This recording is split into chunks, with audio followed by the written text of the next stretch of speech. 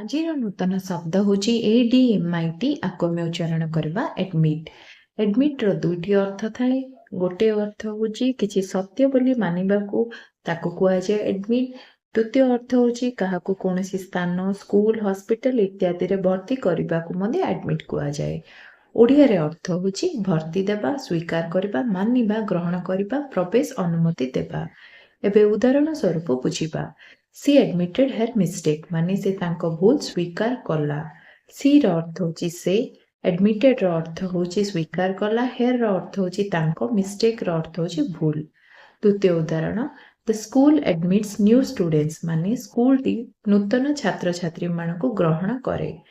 admits ର ଅର୍ଥ ହେଉଛି ଗ୍ରହଣ କରେ, new ର ଅର୍ଥ ହେଉଛି ନୂତନ, students ର ଅର୍ଥ ହେଉଛି ଛାତ୍ରଛାତ୍ରୀମାନଙ୍କୁ। ଏମିତି ଭିଡ଼ିଓ ଦେଖିବା ପାଇଁ ଚ୍ୟାନେଲ ସହିତ ଯୋଡ଼ି ରୁହନ୍ତୁ। ଚ୍ୟାନେଲକୁ ଲାଇକ୍, ସେୟାର, ସବସ୍କ୍ରାଇବ କରିବେ। ରହିଲି, ନମସ୍କାର।